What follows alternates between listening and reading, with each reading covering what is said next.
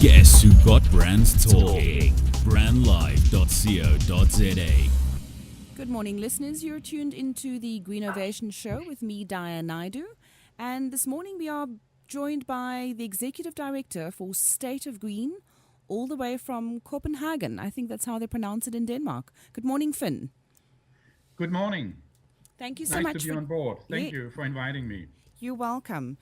Finn, we at Green Ovation, we talk all things climate change. We like talking climate solutions even more.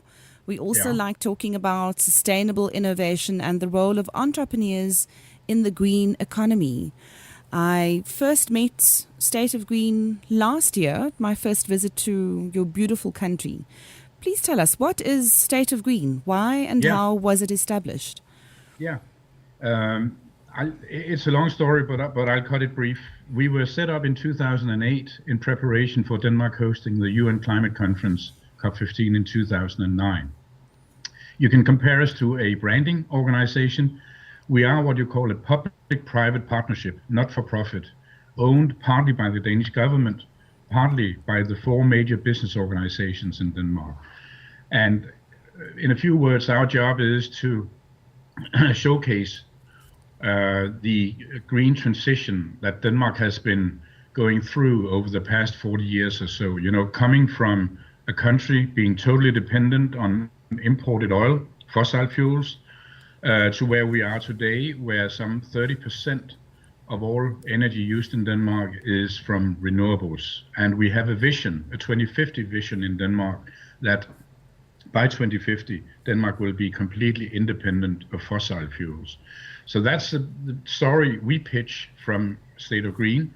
And we also try to communicate that not only do we have this track record of moving in a green direction, you know, we've showcased also in Denmark that you can actually have economic growth year by year without increasing your overall energy consumption if you focus on renewables and energy efficiency.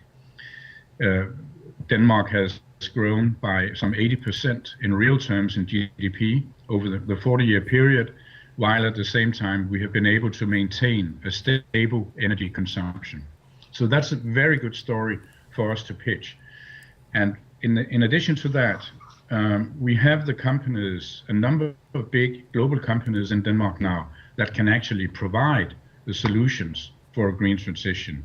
That's also what we showcase. And the third leg in our narrative is that we also now have a number of global players in the Danish pension sector who are actually willing to finance the green transition in other countries, also on the African continent. So that's basically who we are and what we do. I think that's great. When I was there recently, Eva mentioned something, and I'm going to pose the question to you again. You mentioned that you've maintained or you've had a growth of around 40%, but you've steadied your energy consumption. What most people assume is that if you are going to improve your GDP year on year, that you would need to increase your energy supply. And Eva said, no, that's not necessarily the case. That's not what we believe in Denmark. Please explain. Yeah. First of all, we have actually, the growth in GDP was 70% from 1980 to 2014. 70%? 70, yes, 70%. Wow. Now, the major explanation for that we've been able to do it is that various governments, with the full support of a broad majority in Parliament, decided very early on to focus on energy efficiency measures and on renewables. When it comes and the measures taken, basically you could boil down to the stick and the carrot. The stick being very high taxes on energy consumption, the carrot being economic incentives and subsidies to private households, to companies, in order for them to speed up the process of cutting down on their energy consumption, becoming much more energy efficient, becoming much more resource efficient in general, because it not only goes to energy, it also goes for water consumption, which we have been reducing gradually year by year through this combined means of the stick and the carrot. Very early on, the government, and now we're back in the late 70s, decided to foster a wind industry in Denmark through economic subsidies.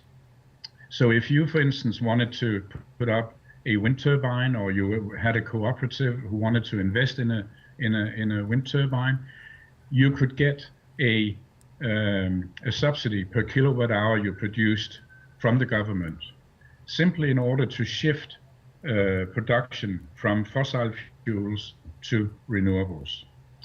Same goes for energy efficiency, where there have been numerous measures over the past 40 years trying to make people, first of all, very conscious about how costly and scarce a resource energy is through taxes, and secondly also, as I said, giving people and businesses the opportunity to invest, for instance, in production facilities that would cut down on the energy consumption. Simultaneously, we have also, from a national point of view, tried to increase the use of district heating in Denmark. I don't know whether you talked to some people in Copenhagen when you were here last, but here in Copenhagen, 95% of all people who live here, they actually get their heating from district heating. So there are a number of measures have been taken over the years, and we have been particularly strong within renewables on wind energy. Today, overall electricity consumption in Denmark, more than 40% actually comes from wind, and it will be 50% in 5 years' time. So half of all electricity consumed in Denmark by 2020 will come from wind-generated electricity. And obviously, we couldn't have done it on our own. Denmark is a small country, only 5.5 million people. We have to rely on very good neighbors in the Nordic countries, Sweden, Norway in particular, and also Germany. So we can provide them with renewable energy when we have an excess production here in Denmark, and we can actually buy renewable electricity from Norway, hydro-generated electricity, for instance, if we are low on wind-generated electricity in Denmark. So some people say good fences make good neighbors, but it seems like good energy makes good neighbors in the Nordic region. Yeah? Yes, you're absolutely right. We've had a very strong cooperation in the Nordic region for many, many years in many areas. But I think if from an energy point of view, the fact that we have been able to make a Nordic energy union many years ago, and we have set up a Nordic system for trading in electricity and gas, etc., has made it a lot cheaper, not only for Denmark, but for all Nordic countries in general, and has also assisted in bringing down the cost of renewable energy. We just had a public tender for additional offshore wind in Denmark, and the price is incredibly low now. And Denmark actually has a vision now to be the first country in the world where you can actually produce wind offshore without any government subsidy. That's an amazing success story. But I think it also goes back to your 70s oil crisis. When I'd spoken to your ambassador who is based here in South Africa, she mentioned the fact that on a Sunday, there were certain Sundays when you could not use your car because there was huge oil crisis. Would you say that that's when the whole of Denmark started looking at its consumption? Would you say that was the start of a fossil-free outlook on life? You're absolutely right. I think that really was a starting point from a national point of view. You know, we had already, if you go back up to the late 60s, there was a lot of public concern about the environment in Denmark. about the quality of water, about the prospect of having nuclear power in Denmark. That discussion was very heated back in the late 60s and early 70s. At that time, we didn't have any natural resources in Denmark. All our energy came from imported sources, and primarily oil from one country. Danes didn't want to have nuclear power. We still don't have nuclear power today in Denmark. And when the first oil crisis hit in October, November 1973, Denmark was very severely affected because we were totally dependent on this imported oil. So oil prices went up. The Danish economy very quickly came to more or less a standstill. Unemployment went up, and the government and parliament at the time decided that they really had to tack a new energy course because we needed a greater security of supply, and we needed to be able to have energy at a lower price than we were used to. So some of the initiatives, the one you correctly mentioned from the government side, was to ban the use of private cars on certain days. So depending on the number on your number plate, you were able to use your car every second Sunday only, for instance. We have some fantastic pictures from that period where you see kids playing football on the highways because the highways were empty. Nobody drove around except for a doctor who was on call. Other people, they were not allowed to use their car. Sorry, and it lasted for a while. But I think it really that was the first seed sown to make Danes very conscious about the cost of energy, and gradually it has been. That the perception is so widespread today that if you walk into a kindergarten in Denmark today, where you'll see some of the 3 or 5-year-old toddlers running around, when they go in and wash their hands, for instance, if one of them forgets to turn off the tap, the others will say, "Hey, you forgot to turn off the tap. Water is a scarce resource." So it's deeply ingrained, I would say, in most Danes today. I think it's fantastic initiative. I mean, one of the things that I talk about from my first and my most recent visit to Copenhagen is how you find people in their suits on their bicycles as opposed to being in their cars. And I said, I'm more afraid of the cyclists than I am of the motorists. Yeah. It's quite a culture in Copenhagen. Yeah, I can point to myself as an example. I bike to work every day. I have about 6-7 kilometers each way. I do it in the wintertime also, and the latest figures from the greater Copenhagen area is that some 60% of all people living or studying in Copenhagen, they actually use their bike to and from work every day, and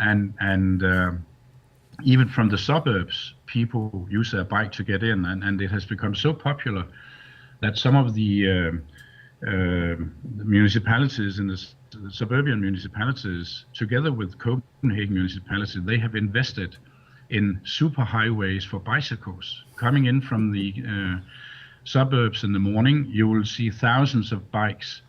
So now there are special bike lanes where you have no cars and you don't have any lights on the way. You can rush directly from one suburb into the city center of Copenhagen within 20-30 minutes, perhaps.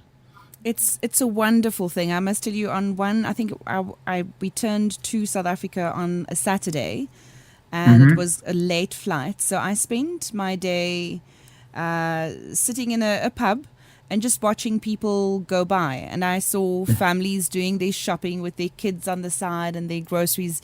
It really is a wonderful culture which you've fostered and continue to grow in Copenhagen. I absolutely love it.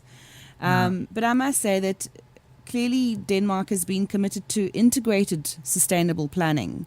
It's not just about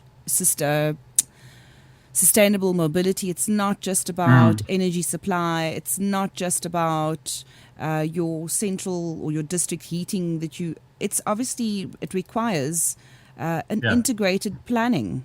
Yeah? Absolutely, and I think you're spot on with this.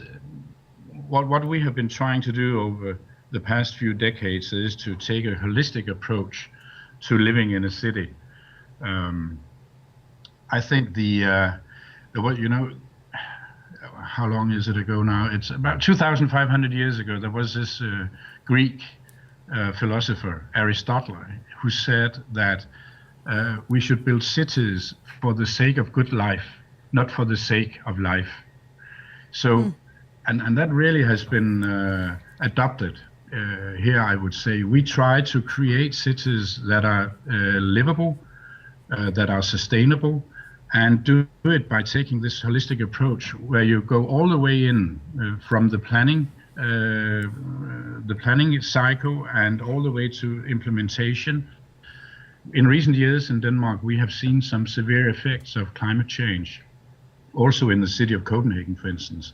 So we have some new climate adaptation plans already implemented, or some are on the way, but where we try to combine these necessary climate adaptation solutions with a wish to create very livable inner areas, green areas that can both serve as recreational facilities,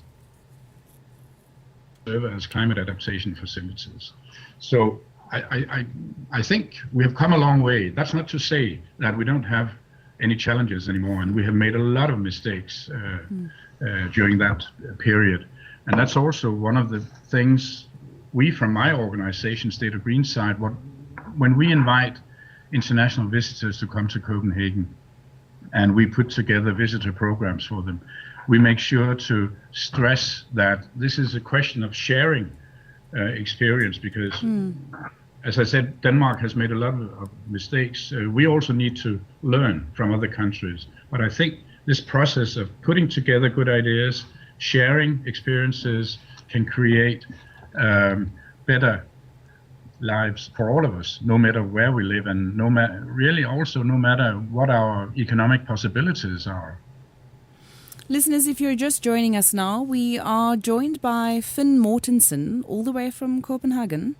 He is the Executive Director for State of Green, the Danish Green Promotional Agency, if I can call it that, Green Branding Agency.